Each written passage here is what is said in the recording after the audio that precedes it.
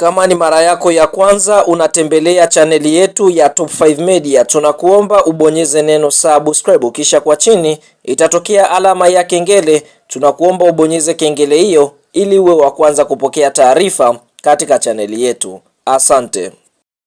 Mchezo mkubwa wa ligi ya mabingwa barani Afrika, mechi ya mzunguko wa 6 hatua ya makundi kwa msimu wa mwaka 2025 2026, ukiwa ni mwaka 2026 ambao unasubiriwa na wadau wengi wa soka nchini Tanzania, nchini Mali. Ni mtanange ambao utakwenda kuikutanisha klabu ya soka ya Simba Sports Club wakiwa katika ardhi yao ya nyumbani, yani katika uwanja wa Benjamin Mkapa siku ya Jumamosi tarehe 14 mwezi wa pili mwaka 2026, ambapo klabu ya soka ya Simba watakwenda kumenyana na klabu ya soka ya Stade Malien kutoka katika nchi ya Mali, ambapo tunashuhudia huu ni mchezo wa kuhitimisha kundi D. Tayari klabu ya soka ya Stade Malien wameweza kuqualify kwenda hatua ya robo finali mara baada ya kucheza michezo mitano, ambapo Stade Malien katika mechi zao 5 wameshinda mechi 2, sare ni michezo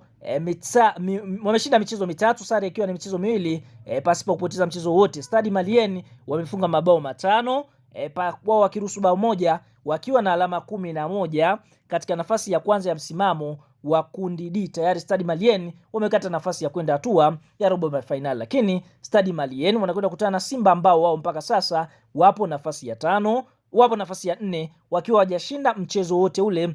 Simba wamesare michezo 2 na kupoteza michezo 3. Simba kwa upande mwingine wamefunga mabao 4 na kuruhusu mabao 7 wakiwa wanadaiwa mabao 3 na alama zao 2 katika nafasi ya 4 wakiwa wanaburuza mkia. Simba wao wameshindwa kuqualify kwenda robo finali msimu wa mwaka 2025 2026, kwa ni mechi ambayo Simba wanakwenda kukamilisha ratiba katika kundi hili D. Kabla ya kuendelea mbali, kama ni mshabiki wa Simba unaamini klabu ya soka ya Simba itakwenda kumaliza vizuri kwa kuweza kupata ushindi wake wa kwanza katika hatua ya makundi ligi ya mabingwa barani Afrika, like video yetu alafu tuambie kulika katika mchezo huu ambapo Simba wanakwenda kukutana na Stade Malien kwa mara ya pili, kwa sababu katika mchezo wa mzunguko wa kwanza Simba walipoteza mabao 2-1. Basi like video yetu alafu tuambie wewe unaiona klabu ya soka ya Simba ikienda kuibuka na ushindi wa mabao mangapi dhidi ya kosti ya timu ya soka ya Stade Malien.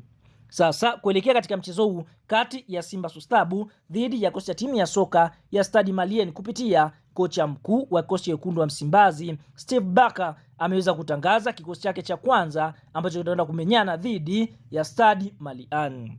Kwa upande wa mfumo ambao atakwenda kutumia ni 4-2-3-1. Katika upande wa golikipa ambaye atakwenda kusimama ni Djibril Kasali. Eneo la fullback namba 2 hapa atakwenda kuanza David Kameta Duchu. Katika upande wa fullback namba 3 hapa atakwenda kuanza Nabi Kamara. Katika eneo la center back namba 4 klabu ya soka ya Simba watajia kuanza na Ismail Ture. Katika eneo la center back namba 5 hapa atakwenda kusimama bek Rushan Druk, miongoni mwa mabeki watulivu kweli kweli ndani ya kikosi cha Simba Sports Club.